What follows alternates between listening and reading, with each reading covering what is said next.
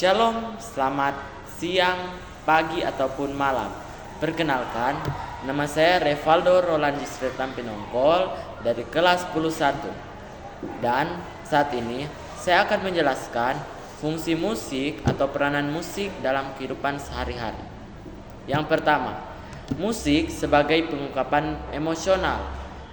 Dengan kata lain, jika kita melihat si pemain dapat mengungkapkan perasaan atau emosinya dalam lagu itu, mungkin dia sedang sedih dan saat itu dia mendengarkan lagu-lagu yang lagu-lagu pelan.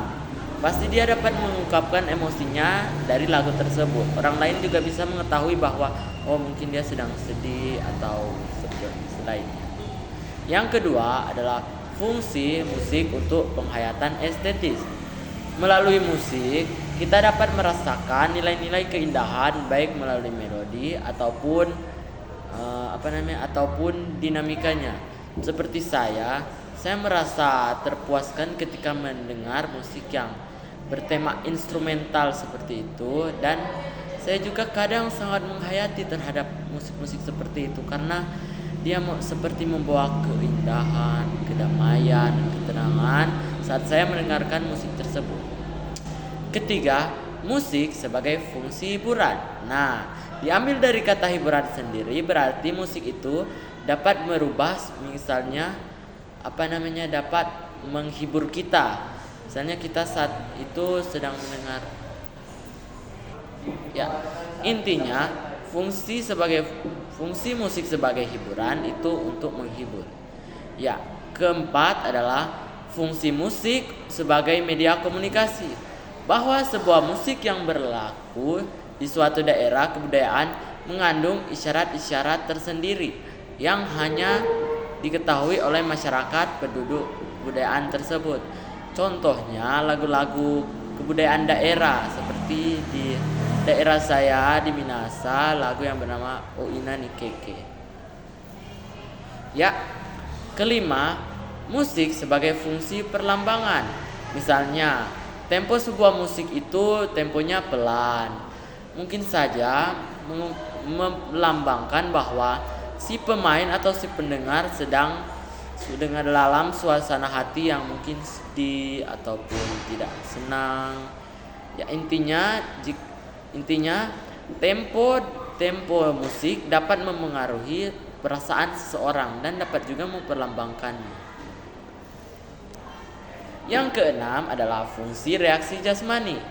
Jika sebuah musik dimainkan maupun itu dapat merenggang sel-sel saraf di otak kita. Nah, seperti saat mungkin kita senam di asrama, yang saya lakukan pada hari Sabtu pagi di asrama adalah senam.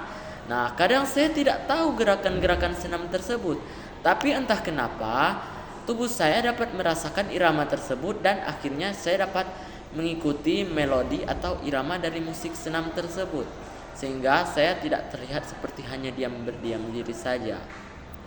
Nah, ketujuh, fungsi musik sebagai sarana pembelajaran.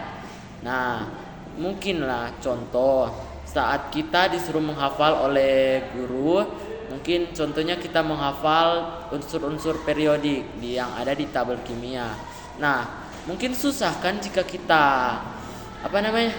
jika kita menghafal satu persatu. Mungkin kita hafal ini hidrogennya, ini oksigennya, ini litium. Nah, kan pasti susah. Sehingga kita memerlukan irama dari suatu musik, sehingga agar mungkin otak-otak di sel kita dapat mengingatnya secara singkat, jelas. Seperti ada yang namanya lagu panjang, satuan panjang dan satuan berat, seperti kilometer, hektometer, dekameter, meter, sentimeter, dan seterusnya.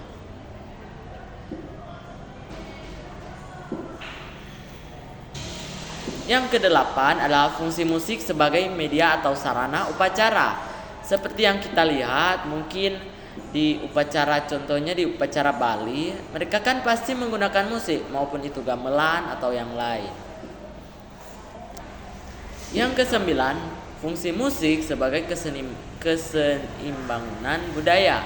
Dalam hal ini, musik berisi tentang ajaran-ajaran untuk meneruskan suatu sistem dalam kebudayaan terhadap generasi selanjutnya. Kurang tahu.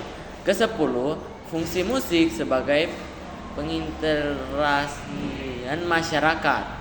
Suatu musik jika dimainkan secara bersama-sama, maka mungkin tanpa disadari mungkin musik tersebut menimbulkan rasa kebersamaan. Contohnya saat kita ada di kondangan orang kaweng, mungkin kadang ada beberapa bapak-bapak dan ibu-ibu yang menyanyikan suatu lagu. Nah, secara tidak sadar di situ timbullah kebersamaan di antara mereka. Baiklah, itu yang saya jelaskan tentang fungsi musik dalam kehidupan sehari-hari. Yaitu, terima kasih, shalom, selamat pagi, siang, ataupun malam.